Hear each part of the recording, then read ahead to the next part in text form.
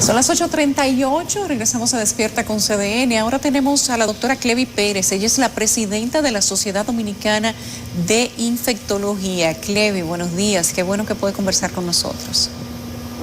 Muy buenos días, un gusto poder compartir con ustedes y con todo el público. Queríamos preguntarte sobre esta especie de alerta que se ha emitido en Haití y que no deja de impactar de manera informativa en República Dominicana, y saber si entiendes tú que esto nos va a poner en una situación de alerta también para República Dominicana, a pesar de que hay personas quizás con organismo debilitado por el paso del COVID-19, personas que no se han vacunado. Si además, te voy a hacer dos preguntas en una, si entiendes que después de Semana Santa vamos a ver un rebrote de contagios de COVID-19.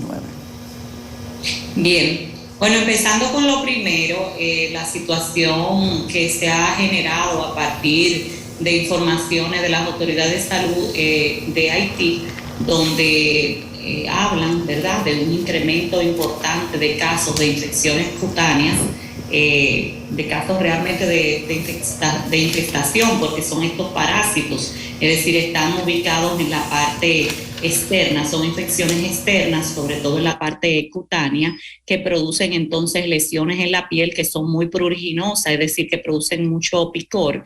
Ha generado ciertas alarmas, pero es importante recordar que realmente la escabiasis es algo que siempre hemos tenido, que siempre vemos casos de escabiasis, o sea, no es nada, la escabiasis o escabiosis, no conocida también como sarna, y las diferentes variedades que se pueden dar de la misma, dependen en cierta forma de, podemos hablar un poquito más sobre eso, abundar sobre la condición también inmunológica de la persona, qué tanto le puede afectar o no, pero son infecciones que siempre hemos tenido. A veces hay brotes y se producen con mayor frecuencia, son relativamente fáciles de controlar, de hecho es algo que a veces también se da en el ambiente de hoteles, de hospitales, donde diferentes personas comparten camas, sábanas, porque tiene que ver mucho también con la higiene, con la limpieza, con el acceso al agua potable, el bañarse, y el uso, el asunto de compartir camas o de estar hacinados, hace que estos parásitos pasen de una persona a otra.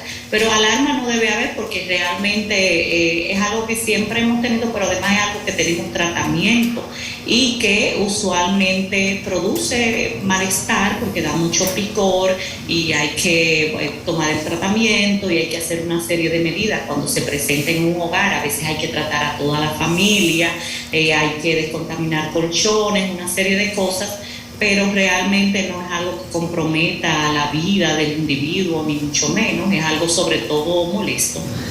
Quiero preguntarte, Clevy. Nosotros hemos tenido brotes importantes. Hay que decir que en abril del 65 se reporta que nosotros tuvimos un brote sumamente importante de lo que en ese momento le llamaban la peseta o guachipa, ¿verdad? Que eran la guachipa. Sí, la famosa guachipa, esa misma es. Ajá. Clevy, hay una... le comentábamos y veíamos el reporte de nuestro compañero Ramón Medina en la zona fronteriza. Él decía que, bueno, que había personas que estaban preocupadas. Hoy consultamos al director provincial de salud en Dajabón. Él dice que él no ha recibido ninguna instrucción de la Dirección de Epidemiología desde el punto de vista de las autoridades sobre alguna acción específica. ¿Tú crees que eso es un comportamiento que está adecuado a la situación, que se deben llevar adelante algún tipo de medidas especiales, o si esto es más de lo mismo y ha sido sobredimensionado? ¿Cómo lo ves tú? Bueno, yo lo veo desde el siguiente. Realmente la escabiasis no es tampoco una enfermedad que se notifique, ¿de acuerdo? O sea que yo veo, por ejemplo, en la consulta una escabiasis, un médico ve en un hospital tal una escabiasis y no lo está notificando. O sea que habría que desarrollar en dado caso una vigilancia específica para ver si realmente se están viendo un incremento de estos casos, para asegurar que se notifiquen en dado si es de interés epidemiológico en este caso.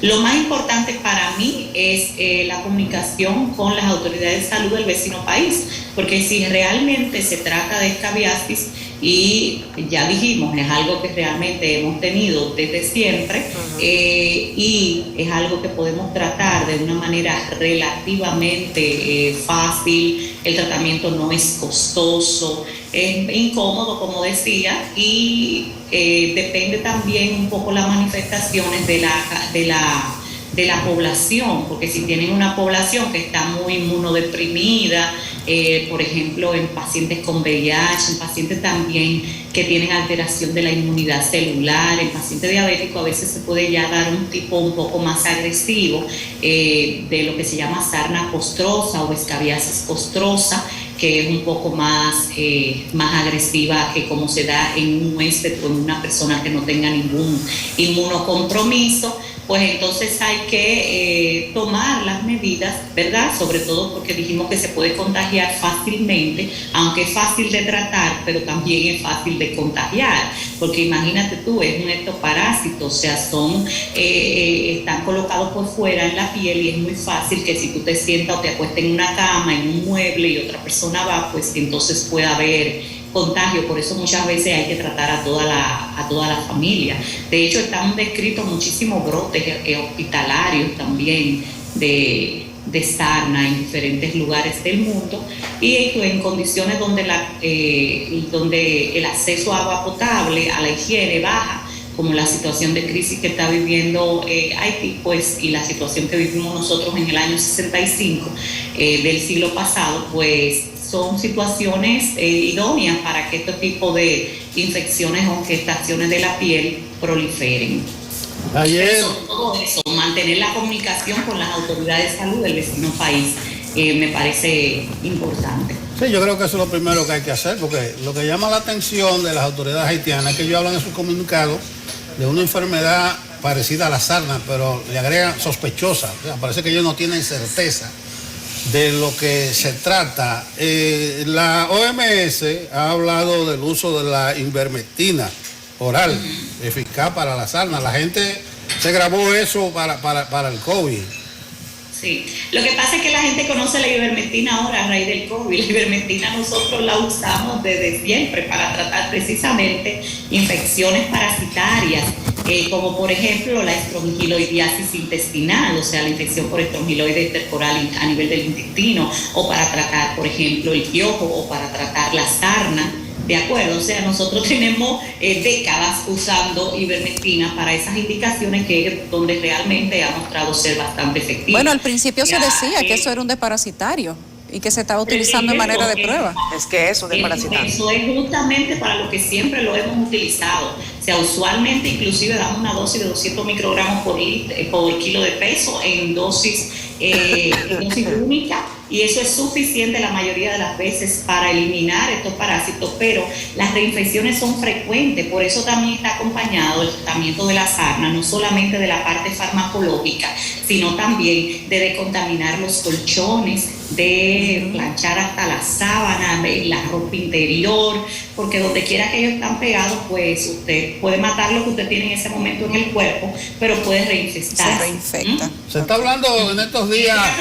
Infestación sería lo idóneo, pero bueno. O sea, se está hablando de un incremento de las enfermedades respiratorias en estos últimos días. ¿Ustedes tienen constancia? Bueno, te puedo hablar desde lo particular y de lo general. Estamos en la época todavía, hasta abril precisamente es donde usualmente hay más en el hemisferio norte influenza y infecciones de vías respiratorias superiores. Justamente estamos en ese borde ya, aunque nosotros por la característica de que somos un país con mucho tránsito de personas, producto del turismo, también estamos teniendo esas infecciones respiratorias prácticamente el año entero. Con respecto a SARS-CoV-2 o a COVID, sí debo decirles que aunque los números se mantienen bajos, en los últimos días hemos hablado eso con miembros de la sociedad, se le ha cuestionado porque hemos empezado a ver otra vez pacientes con COVID, después que teníamos unos 2 meses que prácticamente no veíamos pacientes. Hemos visto tímidamente, no voy a decir que un montón de casos, pero yo, por ejemplo, y en lo particular que tenía como 2 meses sin ver COVID, en los últimos días he visto unos 5 pacientes con COVID. Clevis. O sea que si esto va a ser un reflejo de lo que pasó en Europa o de lo que está pasando en Europa y en otros países, se va a extrapolar aquí, como ha hecho otras veces en las oleadas anteriores. Es una posibilidad que hay que tener en cuenta. Clevi, todavía nos preocupa cada vez que vemos una imagen que nos llega desde China. Shanghái está confinada y se sabe poco sobre ese particular. Normalmente cuando hacíamos el seguimiento al COVID, y entiendo que ustedes así también lo hacían, cada vez que se iniciaba un brote en China o en Europa, uno decía, bueno, dale 3 semanas para que esté en República Dominicana, aproximadamente un mes, y así sucesivamente. Clevi, específicamente quiero preguntarte sobre la vacunación en los niños. Al parecer ha quedado rezagada. Yo creo que no alcanzan los 200.000 niños vacunados en la República Dominicana, ¿cierto, Nelson? 170 y pico mil. No llega a los 200.000. No llega a 200.000, y son 1 millón. exactamente. Entonces, ¿qué ha ocurrido con esto? ¿Por qué el desinterés y cuál es la recomendación que ustedes están haciendo? Bueno, el desinterés en parte es, yo creo que no se ha trabajado adecuadamente realmente en la educación de los padres. Hay muchas cosas que se pudieron hacer, no solamente de los medios de comunicación, sino también desde los centros educativos, para fomentar más de lo que se ha hecho realmente la vacunación en los niños. Por un lado, los padres siempre han tenido sus dudas, ¿verdad?, sobre la seguridad, sobre todo, no tanto, yo pienso que la duda no es tanto en torno a la eficacia y efectividad de las vacunas, sino más en torno a la seguridad. Pero a medida de que ha aumentado los miles de millones de personas vacunadas, incluyendo gran cantidad de niños en otros países donde se han hecho estudios de seguimiento de seguridad, yo creo que ya es el momento en que la gente pues confíe más en estas vacunas. Yo creo que también parte del desinterés obedece a que como los números y los casos han bajado, sea producto de esas olas que tuvimos y de la misma vacunación, el número de casos bajó, pues entonces ahora ya se ve como que el COVID terminó y como que no es una realidad que va a continuar. Entonces, lamentablemente, pues podría pasar lo que comentaban ustedes hace un momento, que el reflejo de lo que pasa en China o de lo que pasa en Europa, sobre todo, sí, vamos a tener nosotros. Entonces, lamentablemente, desperdiciamos este momento donde se pudo haber promovido más la vacunación y el tener una población mejor preparada, pues lo estamos desperdiciando y no se está aprovechando, digamos, esta coyuntura. Yo creo que todavía es momento de que las autoridades empiecen a hacer más para motivar la vacunación pediátrica y para aplicar el refuerzo antes de que una situación como esta nos vuelva a impactar, porque recuerden que un problema que tenemos con estas vacunas es que si bien queda protección, pero va disminuyendo la cantidad y la calidad de la protección que ofrecen las vacunas a medida que pasan los meses después de haber sido vacunado y también después de haber usted tenido la enfermedad. Entonces, a medida que pasen los meses, si ya la población ni se refuerza y ya pues ha pasado mucho tiempo desde que a todos los que les dio, ya les dio, sí, pues vamos a tener una población cada vez más vulnerable y entonces ahí sí que podríamos tener los rebrotes que se han proyectado o que se han estado pensando. Doctora, gracias. Siempre es un placer para nosotros tenerla por aquí, aunque sea de modo virtual, y que nos oriente con los temas epidemiológicos. Muchísimas gracias a ustedes y un gusto haber estado con ustedes hoy.